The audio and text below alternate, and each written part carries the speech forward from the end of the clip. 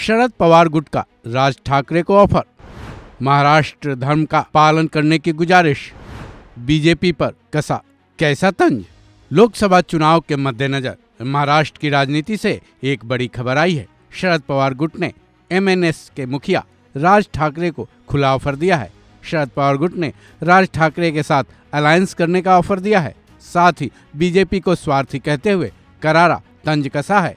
शरद पवार गुट के नेता और विधायक रोहित पवार ने यह ऑफर राज ठाकरे को दिया है। अपने ऑफर में रोहित पवार ने राज ठाकरे को न केवल महाराष्ट्र धर्म का पालन करने की गुजारिश की है, बल्कि बीजेपी को तो स्वार्थी ही ठहरा दिया है, क्योंकि रोहित पवार ने साफ तौर पर कहा कि आज बीजेपी को जरूरत है तो वो सबको अहमियत दे रही है, लेकिन जब उसे जरूरत नहीं होती तो वो सबको दरकिनार करती हुई ही दिखती है। साथ ही रोहित पवार ने राज ठाकरे को अपनी पार्टी के साथ जुड़ने की कोशिश करने की गुजारिश भी की।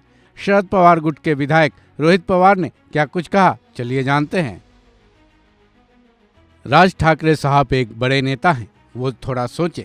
बीजेपी को आज जरूरत है, इसलिए वो सबको अहमियत दे रहे हैं। जब जरूरत नहीं होती तब दरकिनार किया जाता है।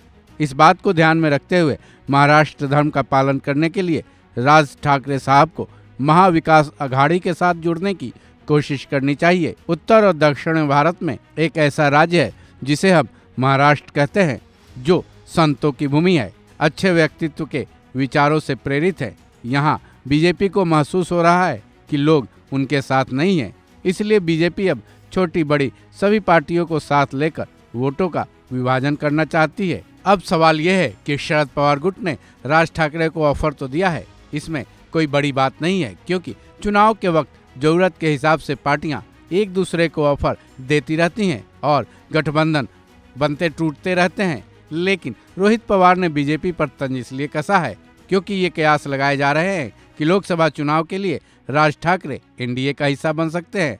ये कयास तब तेज और भी हो गए जब सोमवार की रात राज ठाकरे दिल्ली पहुंचे। मीडिया रिपोर्ट्स में सूत्रों के हवाले से खबर है कि एनडीए से राज ठाकरे अपने लिए 2 सीटों साउथ मुंबई और शिरडी की मांग कर सकते हैं। बहरहाल शरद पवार गुट के नेता रोहित पवार ने राज ठाकरे को खुला ऑफर तो दिया है, ये तो साफ है, लेकिन राज ठाकरे क्या एनडीए का हिस्सा बनने वाले हैं, ये फिलहाल साफ नहीं है। ऐसे में महाराष्ट्र की राजनीति में बीजेपी, शरद पवार गुट और एनसीपी और राज ठाकरे के बीच चल रही इस रस्साकस्सी का आगे क्या होगा, ये देखना बेहद दिलचस्प होगा। इस खबर में बस इतना ही। बाकी अपडेट्स के लिए जुड़े रहें वन इंडिया हिंदी के साथ।